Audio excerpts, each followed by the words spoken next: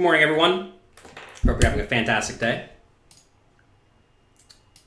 Give me a second just to get set up here. I was running a little bit behind today because, well, you know life, right? Life will get in the way every once in a while. But all right, I think we're here. What is today? Today's a busy day. I have a lunch with one of my mentors, which is always great. I have to be here for 10 a.m. when they change our fire alarms. I am doing a webinar with Lexi Gavin at 4 p.m. If you're a poker coaching member, you have access to that. If you're not a poker coaching member, go there right now. Sign up for free and get in the webinar at 4 p.m. Eastern Time. We're going to be discussing her journey through poker, things she does that makes her a big winner in cash games, and we're going to talk about how poker relates to females in general. And it's going to be fun. So that's at 4 p.m. Eastern Time for poker coaching members. And again, if you're not a poker coaching member, it's completely free to get a trial, and you will have full access to that webinar. So you might as well. Also, I have the winner of the 2019 Mid-States Poker Tour 1,100 giveaway that we are doing. Quite often, we just give away money. I don't mind giving away money. Ideally, we give away money. You all feel like you like me a little bit more. And then, you're more inclined to sign up to my stuff. But we are giving away money today. We're giving away $1,100 to a Mid-States Poker Tour tournament. Thanks to them for helping us promote it and give away my money. And also 6 months of poker coaching premium, because I want whoever goes to the Mid-States Poker Tour tournament on my dime to have the best chance for success. So the winner is, do a drum roll, Kevin Schmidt. Schmidt? S-C-H-M-I-D? Kevin Schmid. Kevin Schmid won the $1,100. Not Kevin Smith. I see Kevin Smith in the chat. Not Kevin Smith. Kevin Schmid. Kevin Schmid is the winner. Bad beat Kevin Smith. It's close. Can you imagine having the whole first name right and the first letter of the second name right, but just being a hair off? Bad beat. But yes, Kevin Schmid wins the $1,100 Mid-States Poker Tour package. Congrats to him. We will send you an email. Today, I want to discuss thinking outside the box, because this is something that it seems like a lot of poker players have a really, really, really difficult time doing. Now, what do I mean by this? Essentially, most people think that they have only a few options, both in No Limit Texas Hold'em and in life. So, think about No Limit Texas Hold'em. That's a good example for life. You get to pick your bet size. A lot of people think that they only have a few options. They can either check or bet half pot. That's all they do, ever. Some people only check or bet full pot, or check or bet 2/3 pot. But you actually have a whole lot of options. You can check, you can bet tiny, you can bet medium, you can bet big, you can bet gigantic, you can bet between all those sizes, right? You have the option to pretty much use whatever bet size you want. And most people just never, ever do it. It is shocking to me how many people who are, obviously recreational players, they'll come to me for private coaching, and then I'll go through their hands, and every single bet they make is either a third pot, half pot, or pot. Which, if you had to use 3 bet sizes, it's probably not the worst decision, but there are many spots where you want to be betting really tiny, many spots where you want to be betting gigantic, and if you never use these options, you are leaving money on the table. So, let's think about a few times where you should be using these various bet sizes. So betting tiny. When does it make sense to bet tiny? There are 2 times that make very logical sense. For example, one is when you find yourself on the river with a busted draw, but it's like the nut low draw, and you think your opponent's range is either a pretty good made hand he's not folding, or a busted draw. Okay? That's the opponent's range. That's what we've determined. Pretty good made hand or busted draw. If they have a busted draw, they will fold to almost any bet, right? So if they fold to almost any bet, then you don't need to bet big, right? And this does come up very, very frequently, especially in live poker, because some players will always just call down with their draws. And against people who will call down with their draws and then fold to a river bet, then you can just bet small on the river and make them fold out their busted king high draw when you have the busted 5 high draw, right? So that's a spot where a lot of people look at 5 high and think, okay, I need to blast it. And sometimes you do. But if you always blast it with your nut low, you're leaving some money on the table. Next, another time to bet small is when you have a very medium strength hand. And someone raises, you call pre-flop from out of position in the big blind. You check the flop, they continuation bet, you call, turn goes check, check. And on the river, you have a hand that has about 50 to 52% equity against your opponent's range. You may say, how do you know how much equity you have?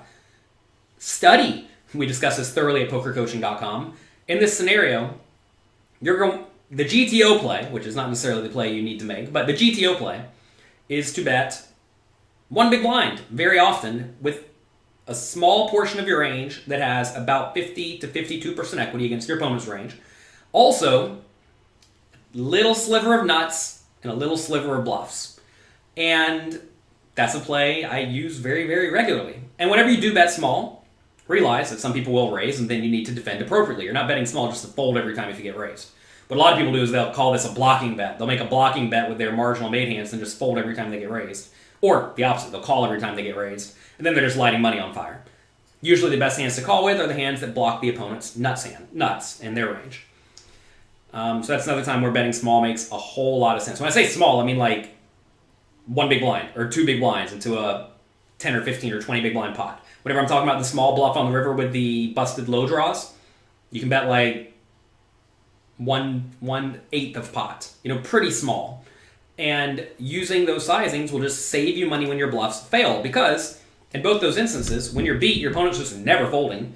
And the nice thing about the one big blind river bet with the marginal made hand is that you actually get called by worse hands sometimes. I actually did this at Borgata just the other day where I took 35th place.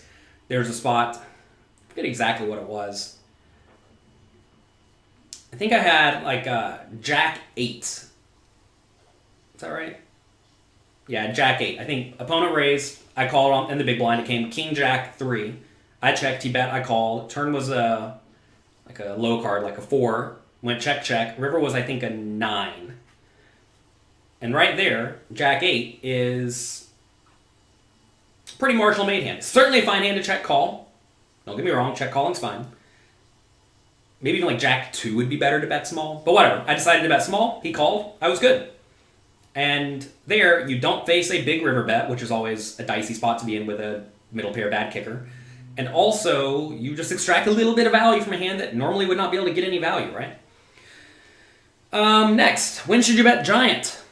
A lot of spots for this too. Primarily on the river, when your opponent's range is all marginal made hands. When your range is polarized, their hand is... When your range is polarized, their range is condensed, meaning they have the medium stuff, you have either the nuts or nothing.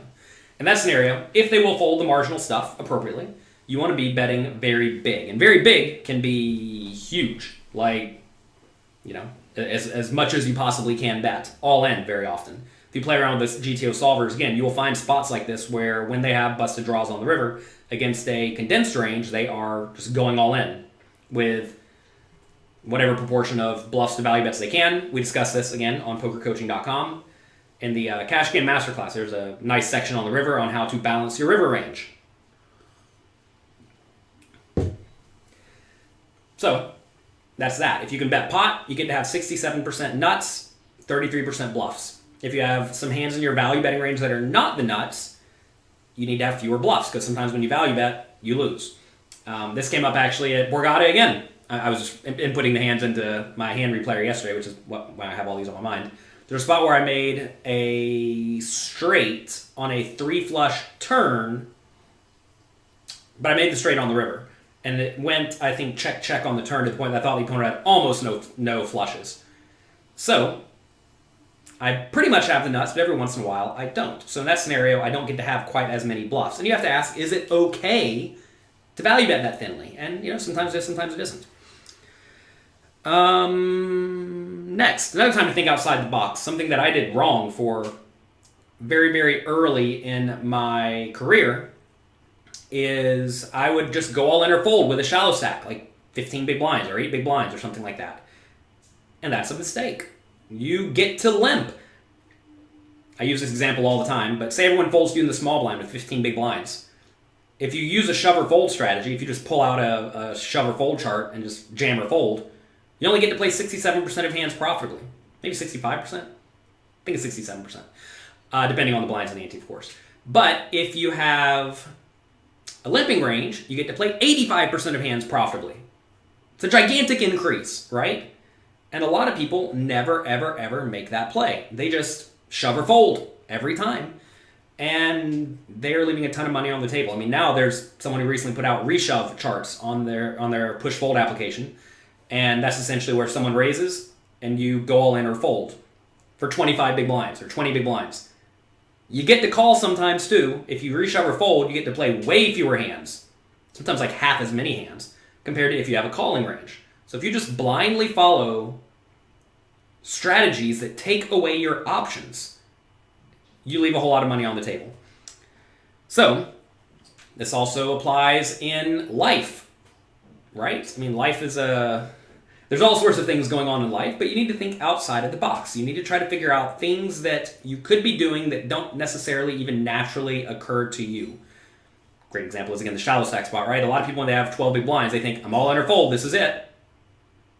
And that's the end of their thought process. And then they consistently make errors throughout their entire career. What's today's topic? Thinking outside the box. In life, I didn't really think about this too much. There's the idea in investing, right? That if you are not a professional investor, you should just load your money into ETFs, which are funds that take a very low cost, a very low fee, and they invest you in everything. The whole market, meaning all sorts of stocks. You can have stock companies that make shoes, companies that make drinks, companies that make computers, right? But in theory, if you think about it, if you think something is a good investment, you think it's a better investment than other things, right? But the idea is actually what you think doesn't matter.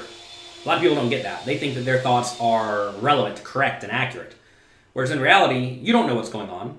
And in theory, maybe true, maybe not, the price of a stock, it has all information built into it. Now, obviously, you may know more than other people. Information is very valuable, but I, Jonathan Little, do not know anything about almost all companies besides exactly my own company. And it's important to realize that. The other day, someone said they did not know that I was involved with D&B poker. It's like, hello, have you not been paying attention? And you have to realize that you don't know a lot of things. And a lot of people think that it's their right to know things. And if they don't know something, it means that you somehow screwed them. And that is completely asinine because, especially in private companies, information is hidden, right? Especially in poker. You don't know what your opponents are doing. You don't know their ranges, right? So all you can do is develop your own strategy to where it goes as well as it possibly can. So with investing, you don't know if, let's say, computer stocks are going to go up or if shoe stocks are going to go up, right? You don't know. So if you invest in all of them, on average, all of them will go up. Some markets will boom, some markets will bust. But on average, they'll all trickle up over time. You'll make a nice, steady income, and even when the quote-unquote market, the whole market goes down, inevitably some part of that spikes up. And whenever I say the market, I don't mean just the stock market. I mean real estate, precious metals, all utilities, right? All sorts of things that may or may not be traded on the whole market. So anyway, that's a good instance of thinking outside the box. So if you think, I think computer stocks are going to go up, you just may buy all computer stocks, and then what if they don't? And I just lose all my money. And you'd much rather not have swings, especially when we're talking about your net worth invested in retirement stuff. Do you ever have a mental breakdown from downswings or being stressed? No. Don't get stressed. Actually, I think everyone gets stressed whether they know it or not. I think I get probably incredibly stressed. Like I sweat a decent amount when I'm playing cards.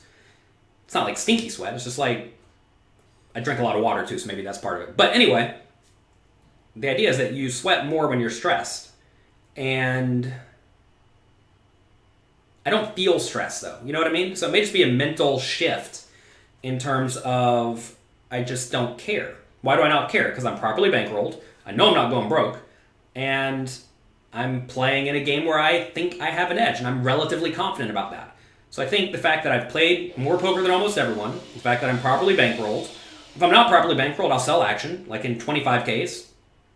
Probably am properly bankrolled, but I don't want to take any risk, right? And so all of these things lead to me not being stressed out. Some people have the idea that they think that if they are under pressure, they play better. Like if I had to buy in, well, to be fair, if I had to buy in for all of my money, I'd probably be really focused, right? Like imagine I just had to play a tournament for all of my money tomorrow, just like have to. You can be very sure I'm going to take it incredibly seriously, and I'm going to be playing my absolute best poker to my ability. Now, you may get jittery, you may get excited, you may have irrational thoughts in your mind, and I don't think it's a good idea to feel immense pressure. This happens to a lot of people who play for their net worth all the time. But anyway, I do not. How do you not be stressed? Play within your bankroll. Have a good sample size. Know you have an edge. And all this comes from tons and tons and tons of experience. Do you know what OTVOM means? I don't know what that means. I don't know what random acronyms mean. Sorry. Google it. And if Google doesn't tell you, the person probably made it up to try to sound smart. How do I prepare for a 12-hour day tournament? When people ask this question, they're approaching it wrong, in my opinion, because you don't get in shape for the 12-hour tournament. You live a life that consistently keeps you in shape. I'm not usually thinking, all right, I'm going to go to the gym now because I have a tournament coming up next week. It's more of, I'm going to play poker a lot and I want to live a healthy life, therefore I do that all the time. And maybe that's thinking outside the box, right? The fact that, maybe you shouldn't just butcher your body all the time and then try to get it in shape whenever it matters. Stay in shape all the time and you'll be okay. I mean, to be fair, I've kind of gotten out of shape over the last year or two since I had my kids, but I'm still in pretty decent shape. And why is that? It's because I had such a lead that I actually could take it a little bit easier due to having a lack of time. When did I study when I played poker noon until midnight? I didn't study a whole lot. Believe it or not, if you're already very, very good, you don't have to study a ton if you are significantly better than your opponents. That said, I probably got a little bit worse at poker compared to my very high-stakes opponents.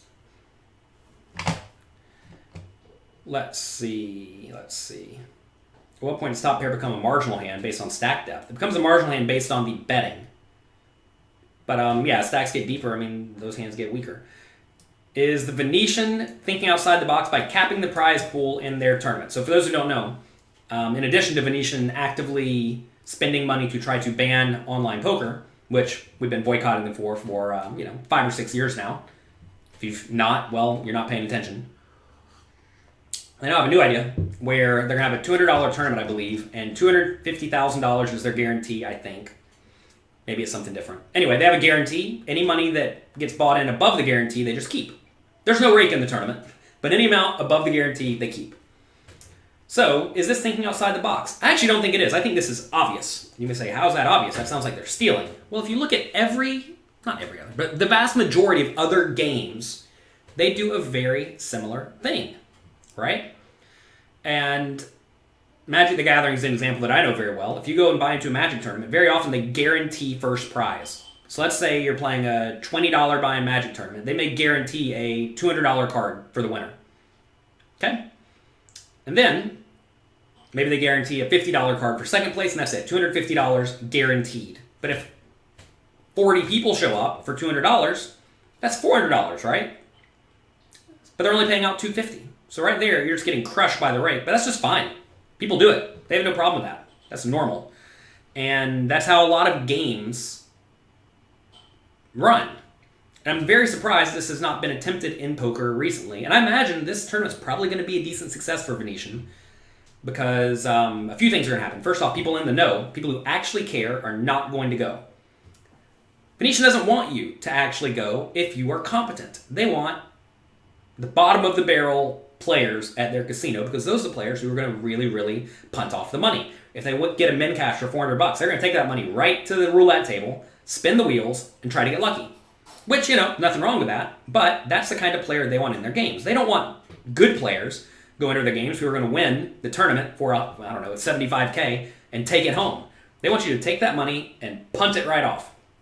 And if you cannot figure out that they're raking 40 or 50% sometimes, you're probably going to be the type of player who's more inclined to just punt it off.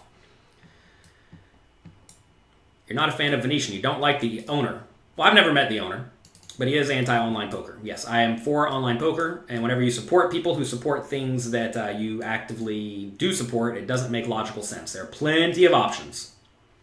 What's good bankroll for 1, 2? Read jonathanlittlepoker.com/bankroll. Time to soundproof my room. Yeah, good luck with that. Let's see. Can someone fill you in on the last time about Venetian tournaments? Look, for a long time, the Venetian group, the Sands group, it's been well known that they spend a ton of money on anti-online poker lobbying. And they've done a great job of keeping online poker out of America. Good job, good work. You have to give them props for successfully banning something or close to banning something that doesn't make sense to be banned. Good job, good work, though. Casino Talk reminds you how poker stars should get rid of the casino and the sports betting and get their act together. What does should mean? It's well known that poker stars pretty much has the whole poker market. Okay? So in theory, they can't really grow. So if they can't grow, and they're a publicly traded company, what should they do?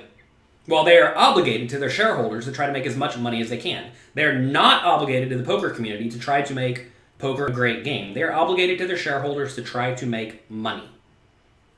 So how do they make more money? Well, they introduce a sports bet in a casino, and they just make a ton more money. I mean, all the major poker sites that are public traded companies have done this because that's a very obvious step. Now, you may say, I don't want to play on a site with a sports betting site or a casino site, but you have to realize it's not all about you. Everyone thinks, for some reason, that their idea of what is right is what actually matters. And it doesn't. Am I not joining the Boycott Venetian movement? I mean, I was one of the people who started the Boycott Venetian movement 8 years ago or 6 years ago, or whatever it was. To be fair, I've played at Venetian one time since I started boycotting them. Because no other tournament had a tournament that day, and I was there with my employees, and they wanted to play a regular no-limit Texas Hold'em tournament, and for some reason, like, Bellagio had a $1,500 tournament that day or something. Aria's was a 2-day event, which didn't work. Like, we looked at every casino. We were trying to find, like, a $100 to a $500 buy-in tournament. They were the only one that had a regular tournament. And then, you'll all be very happy about this, my employees took first and third, and I think, like, sixth. I busted. So they took all the money, and we left. So anyway, that was fun. What's my advice for someone who's getting destroyed by variance? Play more hands. Variance doesn't matter if you put in enough volume. A lot of people just don't want to put in the volume. You're probably getting crushed over like 5,000 hands or 20,000 hands or 100,000 hands, and that's just normal. Especially if you're playing a game where you have a low edge.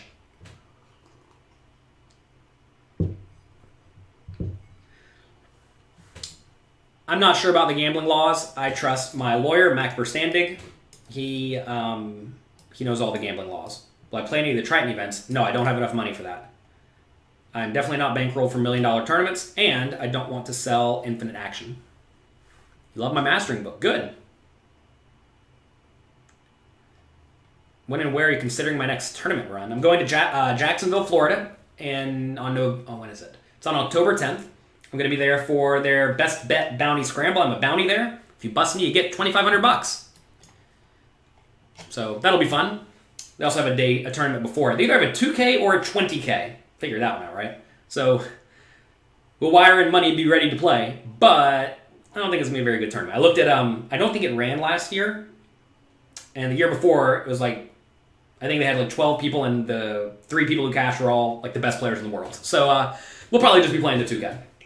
After that, I'm going to the Party Poker Caribbean Poker Party. I think they are doing a lot of great work to better online poker.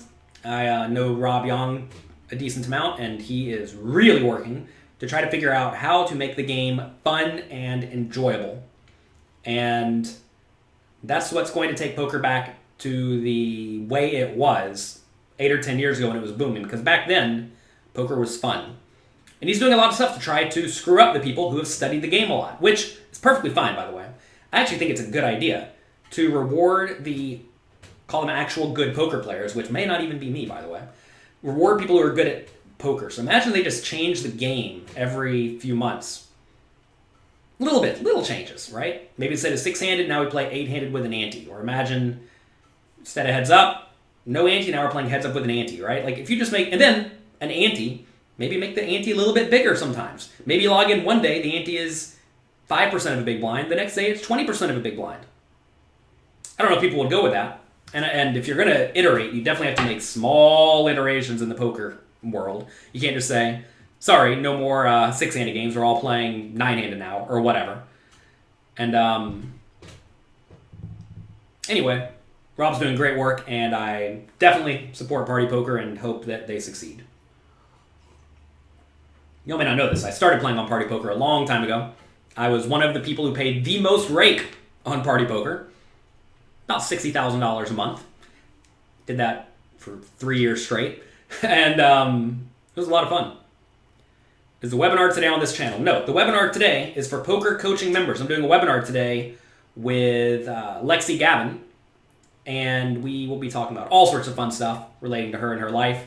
And it's for poker coaching members. If you're not a poker coaching member, go sign up. Now that I think about it, I'm not sure if it comes with a free trial. Don't hold me to that. You may actually have to be a paying member. What's the higher percentage tournament fee you think it's possible to beat over the long term, given the standard field availability? Depends on how bad your opponents are, right? If your opponents are awful, you can beat 50% rake. If they're perfect, you can't beat 1% rake. It's not a very good question. Who's the best coach on poker coaching? Well, me, clearly. I like all my coaches. Matt Affleck tends to teach more like GTO solver-based things, so I typically like that a little bit more than many of the others, but that's fine, right? You need to find someone who resonates with you and who teaches you to play the games that you are playing. You finally caught me live. Daniel Negreanu recommended my channel on one of his YouTube videos. Well, that's nice of him. I recommend if Daniel Negreanu does a backing thing again where you can buy his action at 0%, that you buy it. It's always good to get paid. When categorizing opponents, how do you reconcile things like players who seem like calling stations, but then they get away when you have a solid value hand? Well, realize that they're not always going to have a good hand, right? Sometimes they're going to have nothing. But also realize that your reads are not necessarily accurate. We discussed this earlier. So many people think what they think is right. You should build in a huge margin of error when you are trying to assume something about other people that may or may not be true, right? Like say you play 3 orbits with someone. You're going to have very solid...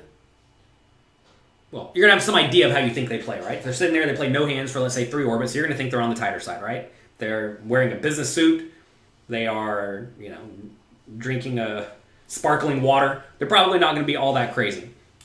Instead, if they're, if they're drinking a bottle of Cristal and they're wearing gaudy jewelry and they're playing every pot, they're probably going to be pretty loose and aggressive, right? Well, at least loose. And you'll have reads, but realize that those reads could just be wrong. So anyway, build that into your assumptions. As you get better and better info, realize that it becomes more relevant, right?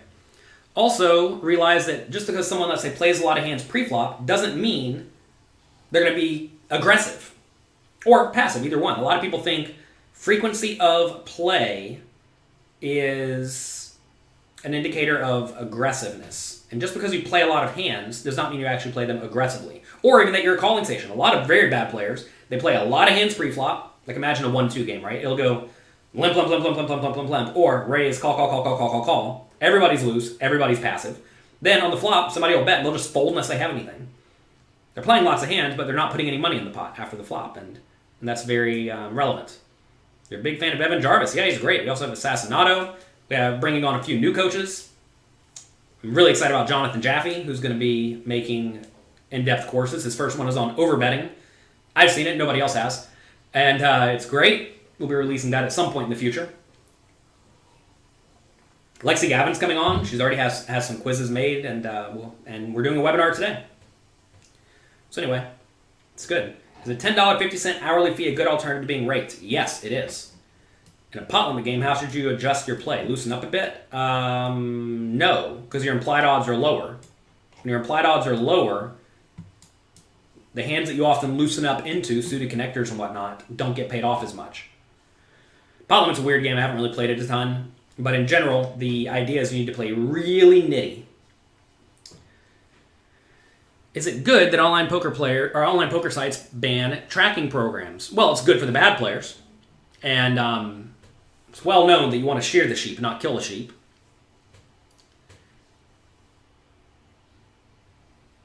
So, Matt, whenever people ask this question, is taking away a good player's tools good? And that's a weird question, because you have to ask, who am I trying to appease? If you're a poker site, in the ideal world, what do you want? You want a lot of break-even players, some losers, some winners. Not a lot of winners, some losers. Okay? That's what you want. Right now, though, if you look at online poker, there's some really big losers, and then a bunch of people who win or roughly win a tiny bit or roughly break even, and then like a very few people who actually win a lot. And that's not really ideal because they're not getting huge success stories anymore because no one's really winning a ton or very few people are winning a ton. And the people who are winning at a very marginal amount to where they're not really like loving it. And the people who lose are just getting demolished. So if they can change that, they probably should. And getting rid of the tools of the competent players is usually ideal.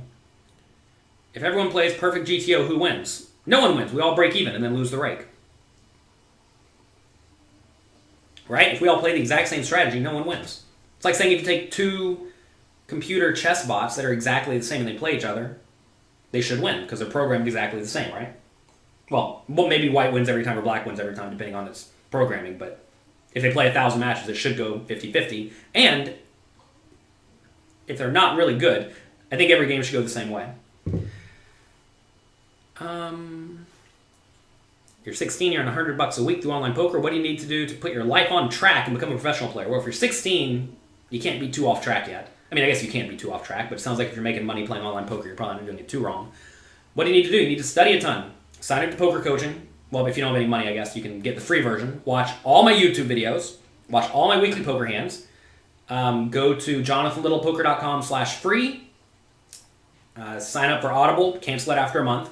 In that first month, go through Mastering Small Stakes No Limit Hold'em. And I think that will be about the education you need to win significant money from poker. Huge success stories are probably the best advertisement poker sites can have. Yes, basically.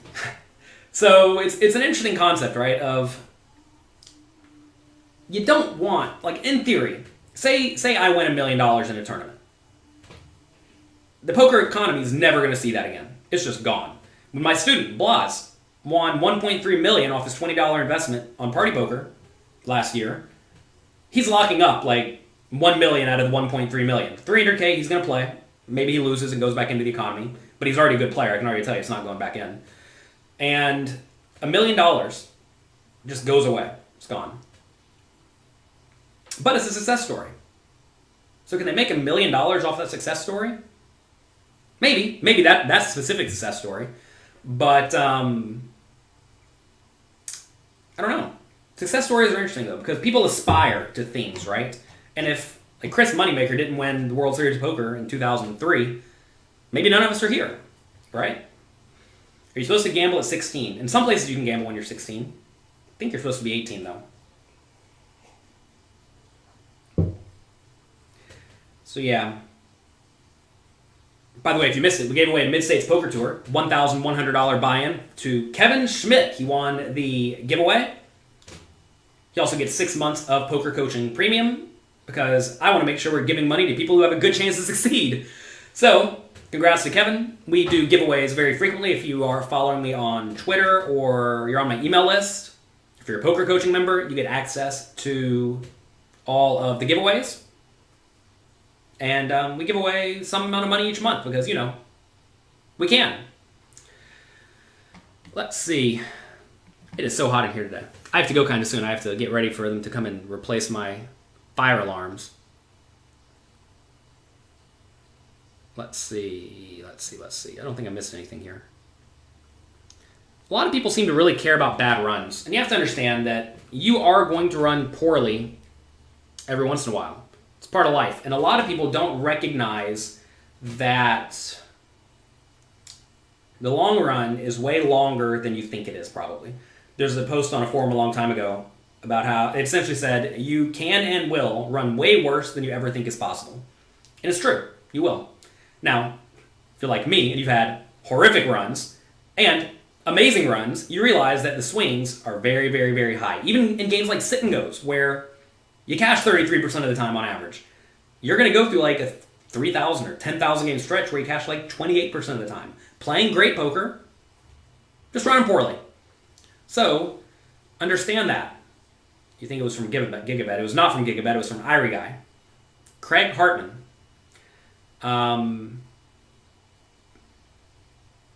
Anyway, a lot of people who ask me this question, what do you do when you're running bad? They are very often playing live poker, first off. And when you play live poker, you're going to have really, really long downswings just because you don't play very many hands per day or per session or per year, right? So you're going to go on year-long downswings in poker and live poker. Get used to it. I have had playing tournaments.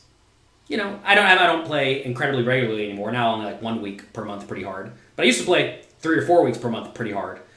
And I had, I think, 3 losing years. That's just normal. Every poker pro has this, and that's me putting in a decent amount of volume, like 600,000 in buy-ins each year. Of course, I've had some good years too, right?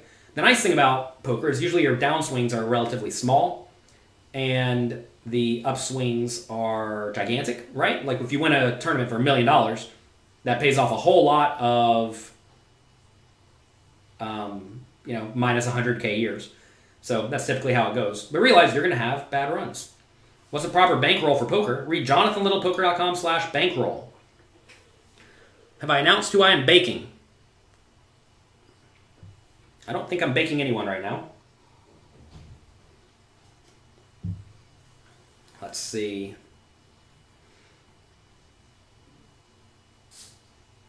Let's see if I get stressed when my boys are teenagers. I can already tell you, I don't get all that stressed. I think I'll be perfectly fine. The other day, James got his hand stuck in the elevator. Got all bloody. Could have lost his hand.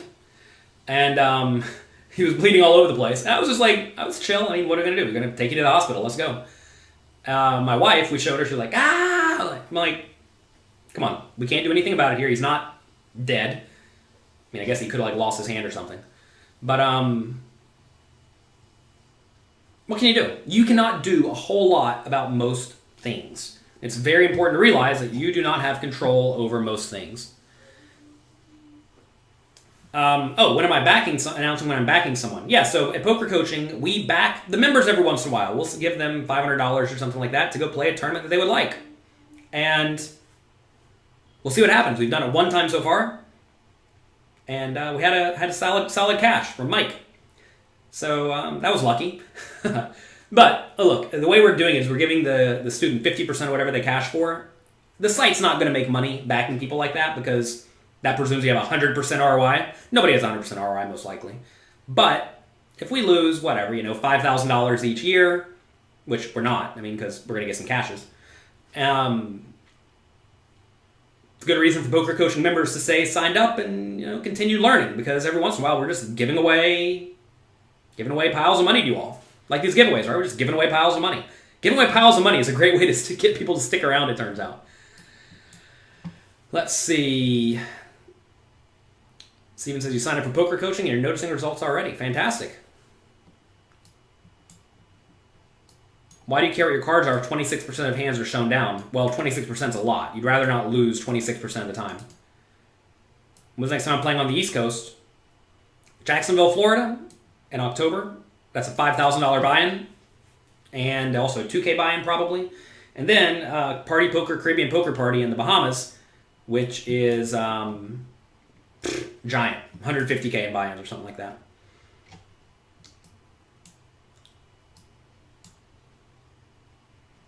Let's see.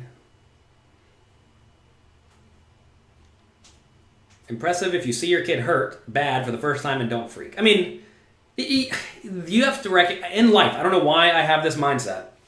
Actually, I read a book called The Daily Stoic. Check it out.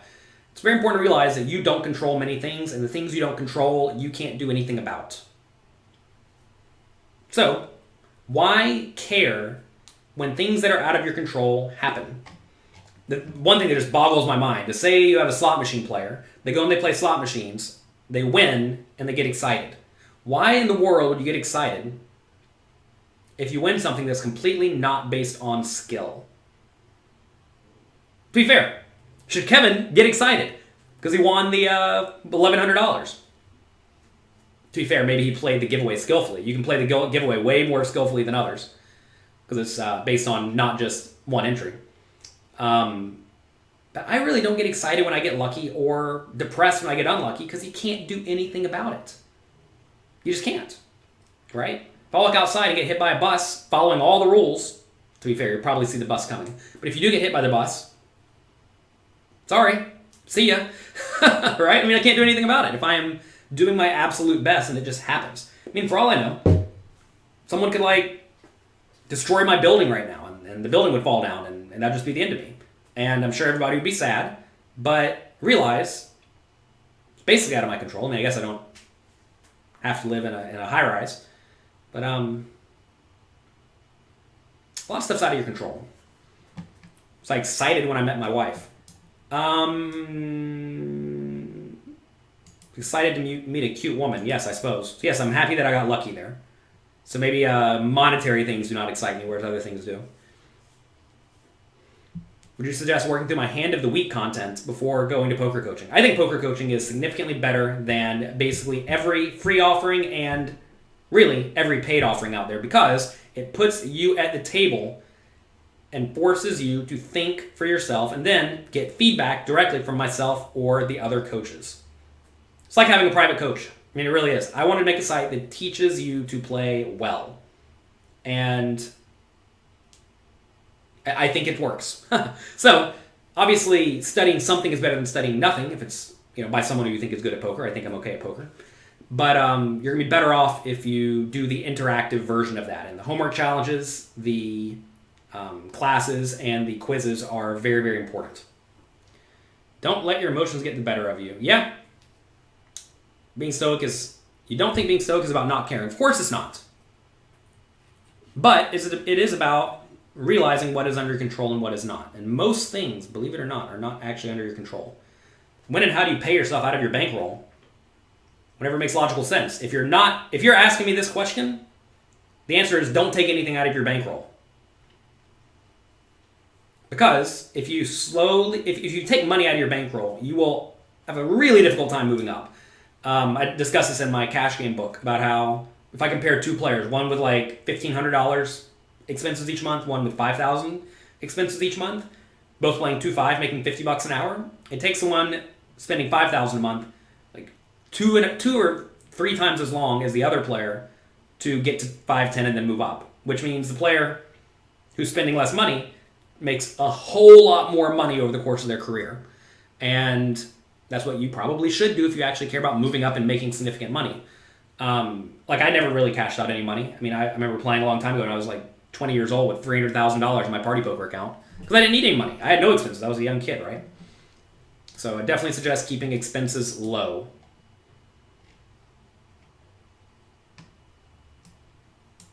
Is 500K cash game hands online a good view of the long run? Sure.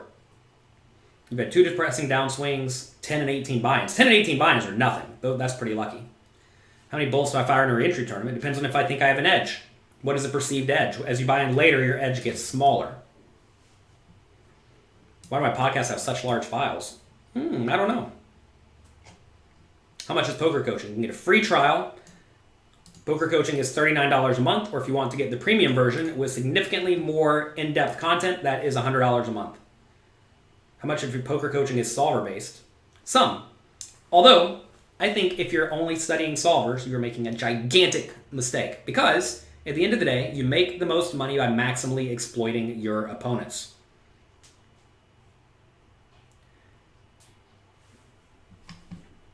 Let's see. You love these daily coffees. Good. Glad you enjoy it. That said, we do have a decent amount of solver work being done by Matt Affleck and just GTO, two of our coaches who play mostly cash games. Solvers are really useful for cash games where there are no payout implications. They're useful for tournaments too, don't get me wrong, but they are especially useful for cash games. And most of my content on the site is tournament related, although I have been making more cash game content because that is what you all requested. I listen to all of you, right? Here I am. Believe it or not, this is a little bit of a greedy show. I make this show to hear your thoughts, to get comments, to get feedback, right? And to let you know me better. So, I mean, trying to help all of you. And you all help me in return. What do I think about Fitzgerald's coaching style? I think it's great. Some people love it. Some people don't like it. Some people like me. Some people don't like me, right? That's how it goes. Let's see. I have to go now. I have to fix the fire alarms, apparently. Do you say something if a player in a live tournament asks for advice, then folds? I don't know. That's a weird question. It depends on the scenario. Sometimes maybe yes, sometimes maybe no. What's the main difference between tournaments and cash? The payout implications. D-Sass says, you loved the Evan Jarvis webinar last night. Good. I try to put on good webinars. We have another webinar today, by the way, for poker coaching members. It's going to be me with Lexi Gavin. We're going to be discussing her life, how she got into poker, how she is crushing the cash games, what she's doing that other players do not to let her crush the cash games, how it is being a female in poker, things for all of you females out there to maybe do to take advantage of the idiot men. And it's going to be a great webinar, I already know. So anyway, we have just, we're adding just more and more content. I'm not going to tell you what all we have coming. We have a lot coming because at the end of the day, I want to give you all as much as content as you want, to the point that imagine a site like Netflix, except for poker education, with lots of new content added, lots of good past content up there, to the point that you can study exactly what you think, or think you need to be studying, right? Like Poker Coaching Premium already pretty much has a giant library of videos where you can just search anything. You can search overbetting, river bluffing, various spots playing on the river. You can go through and look at these scenarios, and it's like an encyclopedia for poker knowledge, and we're just continuing to build that out. Am I going to the Hard Rock? No, I'm not going to the Hard Rock. In November, I already told you, I'm going to the Bahamas. What are my opinions on these other courses? I don't know. I have not seen any of them. One of my big problems with a lot of these expensive courses is that, well, expensive is relative, of course, but a lot of them do not offer any sort of money-back guarantee. I offer 100% money-back guarantee on all of my products. If you sign up, you don't like it, I want to give you a refund because you're not getting value, right? If you're not getting a value, I do not want to get your money because I don't deserve it. A lot of these places, though, they'll charge you $1,500 for a course, then you never hear from them again. And if you don't like it, well, sorry, you ate the cake, right? I'm happy to let you eat the cake, try the cake, and then still get a refund if you think a refund is justified. And I leave that up to you. So, just one more thing we do to make sure that you are getting the full value. Because I realize, for a lot of you, $40 a month or $100 is pricey. I get it. Which is why I try to have a lot of free stuff available for you. And also, I always try to think back, if I was a young poker player, when I was a young poker player, where I really cared about $100, I would be really pissed if I paid $100 for something and it was bad. And then I'm just out my $100, right? Or imagine you go to the store and you buy a shirt and it rips on the first day. It's disappointing. Now, I don't think my products are bad. I get almost no refunds. But hey, if I don't help you, I do not deserve your money. But I know that I help the vast majority of you get better at poker and enjoy your life better, which is why I continue doing what I am doing. That's going to be it. I'm leaving now. Have a great day. Enjoy yourselves. I will see the poker coaching members tonight, 4 p.m. Eastern Time. It's going to be a lot of fun.